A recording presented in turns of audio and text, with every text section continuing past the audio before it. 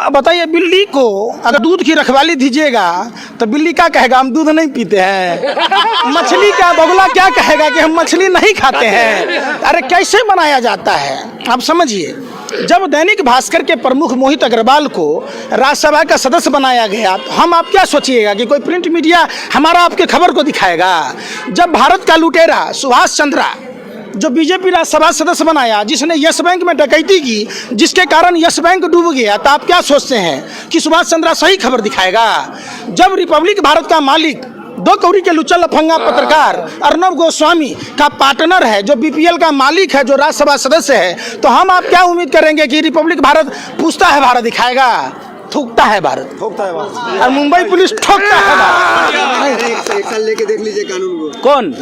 तो रजत शर्मा को काहे के दलाली मिला नहीं मालूम है। पद्म सम्मान काहे मिला है। नेहरू म्यूजियम में मेंबर कैसे बनाया गया है। वाई+ सुरक्षा कैसे दी गई है। क्रिकेट कंट्रोल बोर्ड में मेंबर कैसे बनाया गया। वरिष्ठ पत्रकार है, देशभक्त पत्रकार है। अरे भैया, आप तो सब देशभक्त हैं, आप मुजरा गाते हैं। सुनिए, आप लोग सारे के सारे मीडिया के पत्रकार गैंगस्टर की भूमिका निभा रहे हैं, देश बेच रहे हैं। रजत शर्मा को शर्म नहीं आती जो 2.25 लाख वाला बाबा रामदेव आपकी अदालत लगाता है, कहता है भाइयों 200 रुपये का सिलेंडर मिलना चाहिए कि नहीं, 25 रुपये पेट्रोल डीजल मिलना चाहिए कि नहीं।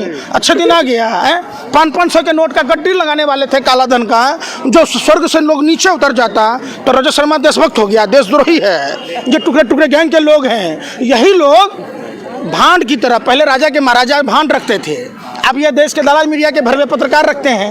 एक बात बताइए, काहे का वाई+ सुरक्षा दिया गया भैया, काहे का बताइए ना आप हमको। पत्रकार है, वरिष्ठ पत्रकार। अरे छक मराते तलवा चाटते हैं तभी ना मिला है। 10 रुपया कोई किसी को नहीं देता, आप दे दीजिएगा हमको 10 रुपया, दे दीजिए किसी बच्चे को। नेग का पैसा अपने रिश्तेदार को देता है, तो इन पत्रकारों को राज्यसभा का सदस्य, बोर्ड में सलाहकार, वाई+ सुरक्षा। कभी के रजत शर्मा क्रिकेट के बैट के बल्ला पकड़े हैं, क्रिकेट कंट्रोल बोर्ड में मेंबर हो गया। शर्म नहीं आती इन दरिंदों को, जालिम दरिंदों को। देश का बेड़ा गर्क हो रहा है, सरकार के हाथों की कठपुतली बनकर आवारा कुत्ते की तरह प्लेट चाटने में लगा है, बोटी कुतुर कुतुर के खा रहा है। देश की स्थिति क्या हो गई, कभी सवाल किया रजत शर्मा। आखिर 23 मार्च तक व्यापम घोटाला वाले आटा चोर कंस मामा की सरकार बनाने तक देश से नरेंद्र मोदी की सरकार ने कोरोना को क्यों छुपाया। सवाल है, माँ का दूध पिया है, सवाल रजत शर्मा कर सकता है मोदी से। आप बात करते हैं 31 दिसंबर को WHO आया, रजत शर्मा ने माँ का दूध पिया है, पुलवामा घटना की जिक्र कर सकता है, नरेंद्र मोदी से सवाल पूछ सकता है। क्या सैटेलाइट पंजाब हरियाणा के किसानों के खेत की पराली जलती है तो यह बताता है कि सैटेलाइट की पराली जल रहा है तो दिल्ली में प्रदूषण होता है। रजत शर्मा जी शर्म करो, बुढ़ापे की हड्डी टूटती है तो दोबारा जुटती नहीं। ये देश के अन्नदाता पालनहार किसान भाई हैं। आप कौन होते हैं, आप कौन होते हैं हम पर जबरदस्ती थोपने वाले। थोपना ही था तो आप जसोदाबेन पर न थोपते। अगर बस समझिए, अगर थोपे होते अब मोदी जी वादे के सच्चे होते तो मोदी जी के भी बच्चे होते। बस समझिए, तोता में और मोर में खेलना पड़ता। जिस दिन से मोर और तोता को हाथ लगाया बर्ड फ्लू हो गया। ऐसा पनौती है, देखिए समझिए पनौती कितना बड़ा है। किसान बर्ड फ्लू चिकन खा के। अरे सुनिए, इतना भी भरवा मत बनिए भैया। कहे ना कि आप जैसे पत्रकारों का दिल करता है जूता खोल के पिटाई करें। जिसकी मांग भरा हाथ लगाया, बेचारी भरी जवानी सुहागन विधवा नहीं रही। गुजरात में मुख्यमंत्री बना, समझिए गुजरात में मुख्यमंत्री बना, गुजरात जल रहा था। देश का प्रधानमंत्री बना तो देश के हालत देख लीजिए। इजराइल गया तो वहाँ के राष्ट्रपति का क्या हुआ, ब्रिटेन गया तो क्या हुआ, नवाज शरीफ के पास साल ओढ़ने गया तो बेचारा का देखबे की है। समझिए अमेरिका गया, ट्रंप का क्या हाल हुआ, समझिए बात को।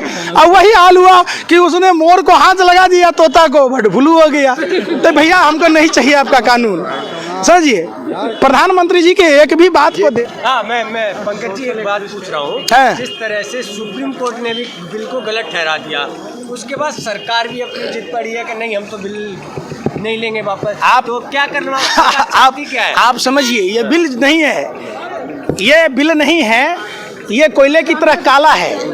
सारी देश ने माना है, खुद प्रधानमंत्री मानते हैं। लेकिन रामू काका को एक ही बात की जिद है कि ये कोई नया मालिक बच्चा तो नहीं कि नए मालिक को समझाएंगे, मुकेश अंबानी को समझाना है। तो जो कहता था अपने को माँ गंगा का लाल, वो निकला अंबानी अडानी का दलाल। देश ने देखा है, जब मुकेश अंबानी जियो फोन को लॉन्च करते हैं तो प्रधानमंत्री MTNL और BSNL कंपनी को डुबोते हैं और उसके ब्रांड एम्बेसडर, सेल्समैन, सप्लायर तीनों बनते हैं। सरकारी कंपनियों में जियो फोन बांटी जाती है। खुद प्रधानमंत्री जी को इतनी भी संवेदना नहीं है कि पूरे देश में 30 दिन का कैलेंडर चलता है और मोदी सरकार में 28 दिन का कैलेंडर चलता है दूरसंचार कंपनियों में। आप समझिए, आप यानी 27 दिन में रिचार्ज कराइए और उन कंपनियों से चंदा ले लिया, पार्टी का कार्यालय बना लिया, 1000 कार्यालय बना लिया, और भी कार्यालय बनाने हैं देश में, एक भी अस्पताल नहीं बनाया, एक भी स्कूल कॉलेज नहीं बनाया। एक बात बताइए, जब लाइफ टाइम वैलिडिटी है तो कंपलसरी 49 रुपये का रिचार्ज कराना जरूरी था। और भी देश में अच्छे काम किए, वो आपको नहीं दिखता। राफेल आ गया। अरे आप लोग दलाली भरवागिरी करते, शर्म नहीं आता? कौन कहेगा आपको पत्रकार? आप लोग लोकतंत्र में जंग की तरह हैं, बिल्कुल खा रहे देश को। शर्म नहीं आती? देश का जीडीपी कहाँ है? देश में हर साल 2 करोड़ युवाओं को रोजगार देना था, बेरोजगार बना दिया, लोगों को ट्रेनें बंद कर दी गई, देश का जीडीपी माइनस में चला गया, हम बांग्लादेश से पीछे हो गए, इनसे सरहद नहीं संभली। सैटेलाइट ये नहीं बताया कि गलवान में कब चाइना आ गया। आप लोग इतने बेशर्म और निर्लज हो गए। काहे के लिए पत्रकारिता करते हैं? आप लोग घाघरा चोली पहन लीजिए, ठुमका लगाइए, चौक-चौराहे पर नाचिएगा, 2-4 रुपये कानून समझ के प्रधानमंत्री लगातार प्रयास कर रहे हैं, कक्ष में जा रहे हैं, हर जगह लोगों को समझा रहे हैं, उनके प्रवक्ता समझा रहे हैं। अरे कौन संदीप पात्रा? हरामखोर 27 लाख रुपया का ओएनजीसी से पैकेज लेता है। जो गुजरात गैस लिमिटेड डूब रहा था उसको ओएनजीसी में कन्वर्ट कर दिया। भारत की नवरत्न कंपनी थी। आप बेशर्मी की हद पार कीजिएगा। वही संदीप पात्रा 27 लाख रुपया का ओएनजीसी से फ्री का पैकेज लेता है और बुलानी के नाम पर मकान लेके रहता है। फ्री का खाने वाला 12 हिंदू राव में था। उस महिला के साथ क्या हुआ? आप कभी पूछा सवाल? जब नोटबंदी था 66.5 लाख रुपये, पुराने नोट 500-1000 रुपये के कहाँ है? कितना बेवकूफ़ी वाली बात कहते हैं। 1500 का नोट बंद कर दिए, 2000 का नोट चालू कर दिए, कहते भ्रष्टाचार खत्म हो जाएगा। जो आदमी आपने कहा समझ नहीं पा रहा है। अकेला एक जसोदा बेन को नरेंद्र मोदी जी को समझाना था, जिसके मांग में सिंदूर भरे उसकी मांग नहीं पूरी कर पाए, जिसके साथ अग्नि के साथ फेरे लिए, 7 जन्म जीवन मरने की कसम खाई, जब उसको नहीं समझा पाया तो 130 करोड़ 35 करोड़ सेवा के लिए न छोड़े, घर छोड़ दिए, परिवार। अगर आपके पिताजी देश सेवा के लिए आपकी माँ को छोड़ दिए होते तो आप होते हैं। समझिए, हिंदू धर्म में पहले बात समझिए। ये सब बात है, सुनिए, पत्रकारिता करते अच्छा नहीं लगता है ये सब बात। सुनिए, पहले बात, देश सेवा से बढ़ के होता है। आप समझिए, आप चाहे जिस धर्म में जन्म लिए, आप अगर सृष्टि का विस्तार नहीं करेंगे तो सृष्टि चलेगी कैसे? अगर सब आदमी सब कन्याओं से शादी करके छोड़ दे तो हमारे देश की माँ बहनों का क्या होगा? आप समझिए।